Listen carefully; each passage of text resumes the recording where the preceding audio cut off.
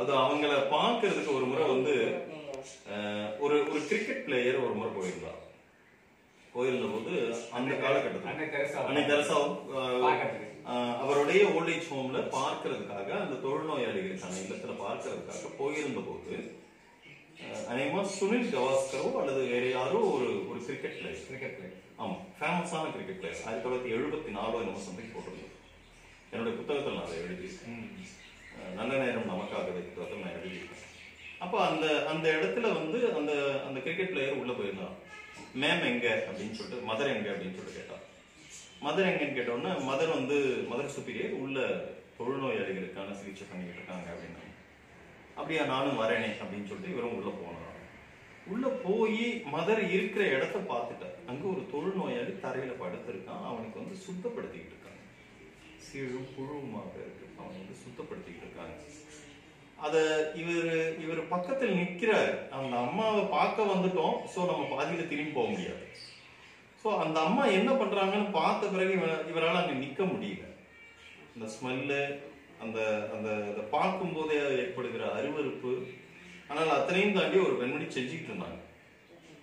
பார்க்கும் போதே உங்களுக்கு அருவருப்பா இருக்குது, அந்த ஸ்மெல்ல நுகரும் போதே உங்களுக்கு நின்று நுகரும் போதே பக்கத்துல உட்கார்ந்து செஞ்சுக்கிட்டு இருக்காங்க. அந்த மனுஷனுக்கு எப்படி இருக்கும்? இதுக்காகவா அங்கிருந்து வந்துச்சு அந்த அம்மா. அப்போ அந்த அம்மாவை வந்து பார்த்த போது இவருக்கு ஒண்ணுமே சொல்ல தோணல. ஆனால் இவரால் ரொம்ப நேரம் அங்க தாக்கு பிடிக்க முடியாம மூக்க மூடிக்கிட்டு மெல்ல வெளியில வந்துட்டார். வெளியில வந்துட்டு ஒரு மாதிரி ரெஃப்ரெஷ் ஆகிறதுக்கே கொஞ்சம் நேரம் பிடிச்சிடும். வாமிட் எடுத்துட்டு தண்ணி சுத்தப்படுத்திக்கிட்டு அப்படிலாம் பண்ண வேண்டியது. இப்போ மதர் தெரசா அதுக்கு பிறகு வெளியில வந்தாங்களாம். சொல்லுங்க மேசன், என்னை பார்க்க வந்துருந்தீங்களாமே அப்படின்னு சொல்லி சொன்னாங்க. அதுக்கு அவர் சொன்னாராம், அதுக்கு அவங்க சொன்னாங்களாம், சாரி அந்த கிரிக்கெட் பிளேயர் சொல்லியிருக்காரு. என்ன சொல்லியிருக்காருன்னா, இல்ல மதர், நான் வந்து உங்களை பார்க்க வந்தேன், என்னுடைய நன்கொடையாக உங்களுக்கு நான் ஒரு தொகையை கொடுக்க வந்தேன் அப்படின்னு. அந்த காலகட்டத்தில் 1974 10,000 ரூபாய் கேஷ். எவ்வளவு பெரிய காசு! 10,000 ரூபாய் கொண்டாந்து கொடுக்கறதுக்காக வந்திருக்கும் போது அந்த அம்மா அப்படியே அந்த காசையும் அவரையும் மாறி மாறி பார்த்துட்டு ஒரு வார்த்தை சொன்னாங்களாம், நீங்க கொடுத்திருக்கிறது ரொம்ப பெரிய உதவி எங்களுக்கு, ரொம்ப நன்றி தம்பி. ஆனா உங்ககிட்ட இன்னொரு விஷயத்த கேட்கிறேன் அப்படின்னாங்களாம். என்னங்கம்மா அப்படின்னாங்க. இதை கூட நீங்களே வச்சுக்கோங்க, ஆனால் என் மக்களை பார்க்கறதுக்கு நீங்க கொஞ்சம் நேரத்தை செலவு பண்ணிட்டு வந்துட்டு போங்களேன், உங்களுடைய வேல்யூபிளான நேரத்தை கொடுங்களேன் அப்படின்னு கேட்டுச்சான். இதை வந்து நான் என்னுடைய நல்ல நேரம் நமக்காகவே புத்தகத்துல அந்த அந்த டைமிங் அப்படிங்கிறதுனுடைய வேல்யூ என்ன அப்படிங்கிறத பத்தி மதர் தெரசாவுடைய வார்த்தைகளாக நான் எழுதியிருக்கேன். அப்போ உங்களுடைய காசை விடவும் வேல்யூவான உங்களுடைய நேரத்தை இந்த மக்களோட செலவிடுங்களேன். யாருமே வந்து பார்க்காம இருக்கிறதுக்காக அவங்க யோசிப்பாங்க, எங்கடா ஒரு 2 பேர் வந்தாங்கன்னா கொஞ்ச நேரம் பேசிட்டு இருக்கலாமே யோசிப்பாங்க. ஒரு 2 பேர் வந்தாங்கன்னா அவங்க என்ன பேசுறாங்க, அவங்க என்ன ப்ரே பண்றாங்க அப்படிங்கறத நம்ம பார்க்கலாம் அப்படின்னு யோசிப்பாங்க.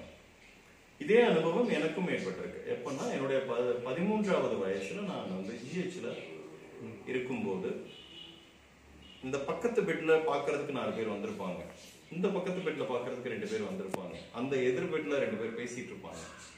என்னமாவது ஊர்க்கதையை உலகதையாவது உட்காந்து பேசிட்டு இருப்பாங்க. நான் மட்டும் தனியே அப்படியே வெறிக்க எல்லாரையும் பார்த்துட்டு படுத்திருப்பேன்.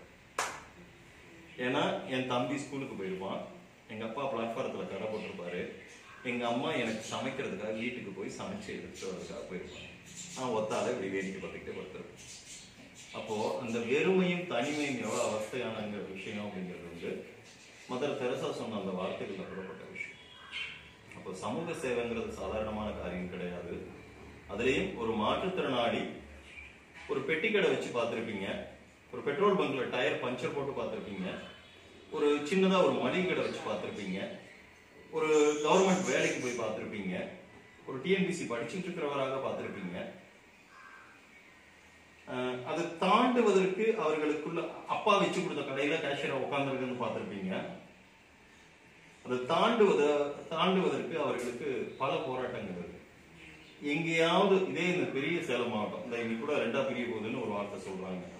இந்த பெரிய சேலம் மாவட்டத்துல ஒரு கால் இல்லாதவங்க ஒரு முதியோர் இல்லம் நடத்துறது மட்டும் காட்டுங்க. அதை நினைச்சு பார்க்கவே ஒரு தைரியம் வேணும். வாழ்ந்து பார்க்க இல்லை, நினைச்சு பார்க்க கூட ஒரு தைரியம் வேணும். அந்த தைரியம்ங்கிறது இன்னைக்கு நேற்றுக்கு உருவான விஷயம் இல்லை. 2013 எங்களுடைய அமைப்பு தொடங்குறதுக்கு முன்னால் உருவான விஷயம். இன்னைக்கு அந்த நம்பிக்கை வாசல் ட்ரஸ்ட்ங்கிற அந்த அமைப்பு, எனக்கு வாழ்க்கை கொடுத்த அந்த அமைப்பு இன்னைக்கு வளர்ந்து ஒரு முதியோர் இடமாக வளர்ந்து நிற்குது. அதுக்கு எத்தனையோ பேருடைய உதவிகள் இருக்கு.